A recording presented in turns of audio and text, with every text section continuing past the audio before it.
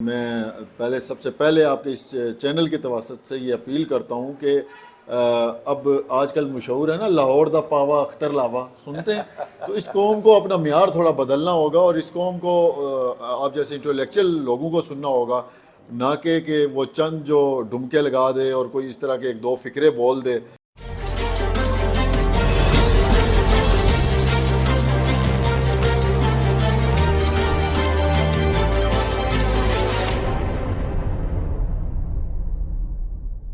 بسم اللہ الرحمن الرحیم، السلام علیکم۔ آپ دیکھ رہے ہیں diplomatic and current affairs with doctor Munawar Hussain. آج ہم بات کریں گے پاکستان کی پولیٹیکل پارٹیز کے بارے میں، اور ہم یہ جانتے ہیں کہ جمہوریت کی جو جان ہے یا امپورٹنٹ جو ایلیمنٹ ہے وہ اس کی پولیٹیکل پارٹیز ہیں۔ پولیٹیکل پارٹیز کے بارے میں کہا جاتا ہے کہ پولیٹیکل پارٹیز برج کرتی ہیں عوام کو حکومت کے ساتھ، اور عوام کی جو ڈیمانڈز ہیں، ان کے جو مفادات ہیں، ان کو آرٹیکولیٹ کر کے حکومت تک پہنچاتی ہیں۔ پولیٹیکل پارٹیز کے اندر جو ورکر ہے اس کا وہ کلیدی کردار ادا کرتا ہے، اور ورکرز میں سے بھی جوان ورکر۔ ہم نے دیکھا کہ جیالہ کا کردار پاکستان پیپلز پارٹی کے اندر، ایم کیو ایم کا ورکر، مسلم لیگ کا ورکر، یہ بڑے امپورٹنٹ ورکرز ہوتے ہیں اور یہ مشکل وقت میں پولیٹیکل پارٹیز کے ساتھ کھڑے ہوتے ہیں۔ ہم ان ورکرز کی کنڈیشن کیا ہے؟ کیا وہ ورکرز اپنی پولیٹیکل پارٹی سے سیٹسفائی ہیں یا نہیں ہیں؟ کیا ان کے پاس اپرچونٹی ہے کہ وہ بھی اوپر والے کیڈر میں داخل ہو سکتے ہیں، نہیں ہو سکتے؟ کس قسم کے چیلنجز وہ فیس کر رہے ہیں؟ اسی حوالے سے بات کرنے کے لیے آج ہم نے مدعو کیا ہے عبید عباسی صاحب کو، جو کہ آل پاکستان یوتھ آرگنائزیشن کو لیڈ بھی کر رہے ہیں اور مسلم لیگ کے اندر ایکٹیو بھی ہیں۔ عباسی صاحب، آپ کا بہت شکریہ، آپ نے اپنا وقت دیا۔ ڈاکٹر صاحب آپ کا بہت شکریہ، ماشاءاللہ آپ کے جو ولاگز جا رہے ہیں پاکستان اس قوم کے شعور کے لیے، وہ ولاگز بڑے اہم ہیں، اور میں سب سے پہلے آپ کے اس چینل کے توسط سے یہ اپیل کرتا ہوں کہ اب آج کل مشہور ہے نا لاہور دا پاوا اختر لاوا سنتے ہیں، تو اس قوم کو اپنا معیار تھوڑا بدلنا ہوگا اور اس قوم کو آپ جیسے انٹلیکچوئل لوگوں کو سننا ہوگا، نہ کہ وہ چند جو ڈھمکے لگا دے اور کوئی اس طرح کے ایک دو فکرے بول دے۔ تو یہ سب سے پہلے یہ اہم ہے۔ اور دوسرا، آپ نے پولیٹیکل پارٹیز کی بات کی، جمہوریت کی بات کی، پولیٹیکل ورکرز کی بات کی، اور عوام کے ساتھ جو کنیکٹیوٹی ہے پولیٹیکل پارٹیز کی اور حکومت کے ساتھ جو ہوتی ہے، یقیناً ایک برج ہوتا ہے، لیکن بدقسمتی سے پاکستان میں سب جمہوریت مکالمے کا نام ہے۔ اب جمہوریت یہ مکالمہ مقاتلے میں بدل چکا ہے، اور جس مکالمے کے ذریعے عوام اور حکومت نے آپس میں جو ایک برج بننا تھا نا، وہ اب مقاتلے میں تبدیل ہو چکا ہے۔ اور جس جمہوریت کے ذریعے جماعتوں کے اندر ڈیبیٹس ہونی تھی اور جس مکالمے کے ساتھ اس قوم کو آگے بڑھنا تھا، پاکستان کو معاشی طور پہ مضبوط ہونا تھا، وہ بدقسمتی سے میں کسی ایک سیاسی جماعت کی ڈاکٹر صاحب بات نہیں کروں گا۔ آج پی ٹی آئی ہو، آج پاکستان مسلم لیگ نون ہو، پیپلز پارٹی ہو، تمام سیاسی جماعتوں کے اندر مکالمہ ختم ہو چکا ہے۔ اچھا عباسی صاحب، یہ فرمائیے گا نا کہ آپ تو پورے پاکستان کی ینگسٹرز کو لیڈ کر رہے ہیں، اور اسپیشلی ان ینگسٹرز کو جو کہ امپورٹنٹ ورکر ہیں پولیٹیکل پارٹی کے۔ مجھے یہ بتائیے کہ اوورآل جو ینگ ورکر ہے، کیا ان کے پہلے تو یہ بتائیے چیلنجز کیا ہیں؟ کیا ان کو اسپیس دی جاتی ہے اوپر والے کیڈر میں پولیٹیکل پارٹیز کے؟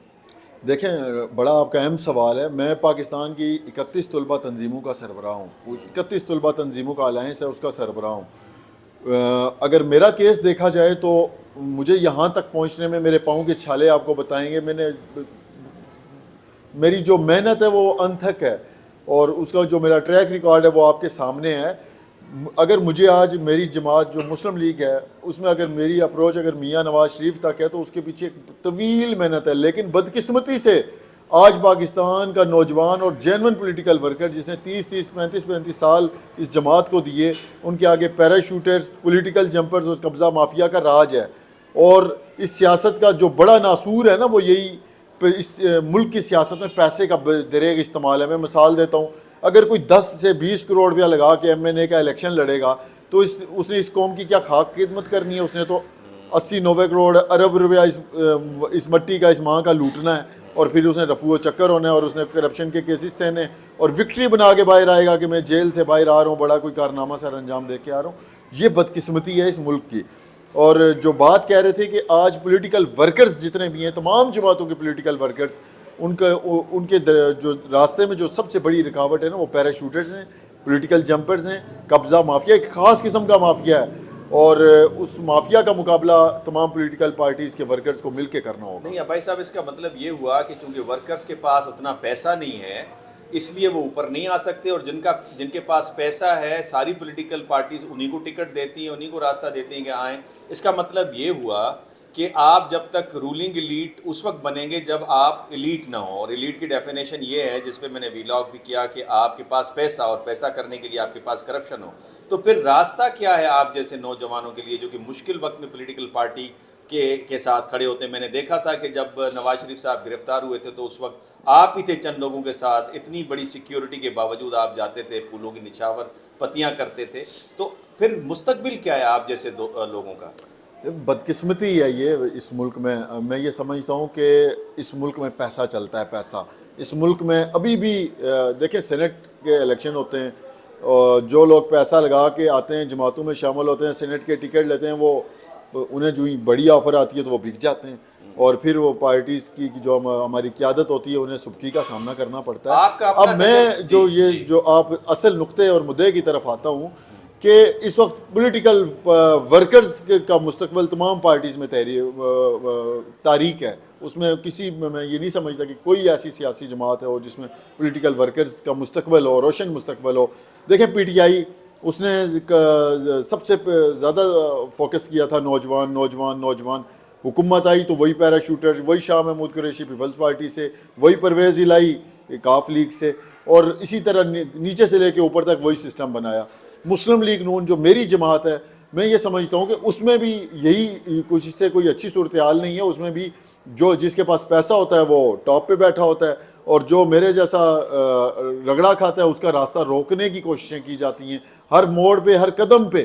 اور میری جو خوش قسمتی ہے, میں یہ سمجھتا ہوں کہ مجھے اپنی پارٹی قیادت سے تو قربت ملی, لیکن جو میرا راستہ روکنے والے ہیں نا وہ علاقائی اور مقامی سطح کی وہ مافیا ہے جن کا انشاءاللہ میں مقابلہ کروں گا. وہ کون ہے مافیا؟ ذرا کھل کے بتائیے نا, آپ کو کیا مسائل درپیش ہیں, وہ کون ہے مافیا؟ دیکھیں منور صاحب, میں یہ بات کچھ دن پہلے بھی میں نے ویلاگز میں کہی, اور آج کل سوشل میڈیا میں بھی یہ ہائپ پکڑ چکا یہ معاملہ, کہ راول پنڈی میں مریم نواز شریف صاحبہ تشریف لاتی ہیں. وہاں پہ میں اسٹیج پہ جب جاتا ہوں تو وہ اس مافیا کا میرے ساتھ مقابلہ سامنا ہوتا ہے. انہوں نے مجھے نہ صرف اس اسٹیج سے روکنے کی کوشش کی, میں اس کا پس منظر بتاتا چوں, یہ 3 سے 4 دفعہ راول پنڈی میں میرے ساتھ ایسا ہوا, کیونکہ میرا پولیٹیکل کیریئر راول پنڈی سے ہے.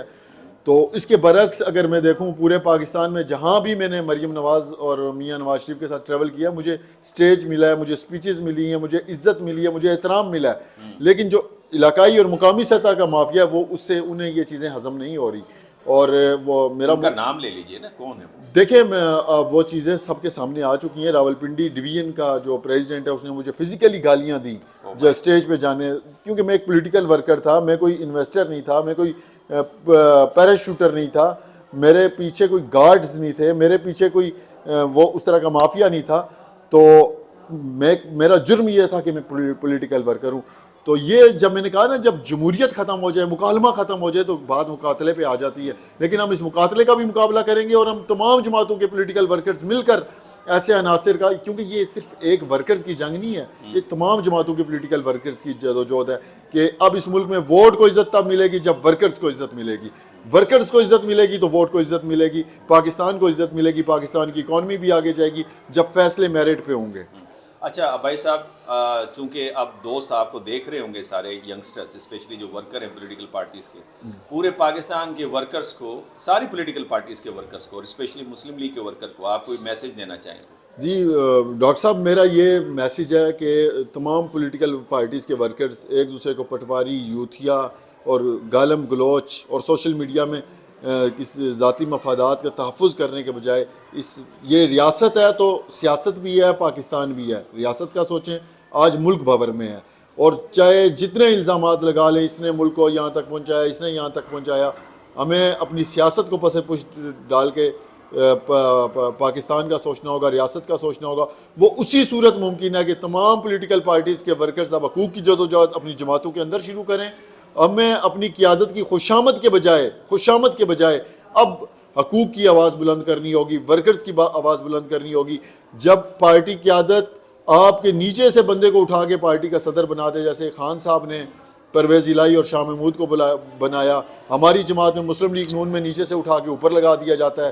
تو اگر ایسا ہوتا رہے گا اور ہم ہاتھ باندھ کر ان کی خوشامدیں کرتے رہیں گے تو یہ وہ لمحہ ہوگا جب ہمیں پتہ نہیں ہوتا, ہم کسی کے بیٹے کو پروٹیکٹ کر رہے ہوتے ہیں, کسی کے بھانجے کے پیچھے نعرے لگا رہے ہوتے ہیں, کسی کے انویسٹر کے پیچھے نعرے لگا رہے ہوتے ہیں, وہ پاکستان کو ہم کمزور کر رہے ہوتے ہیں.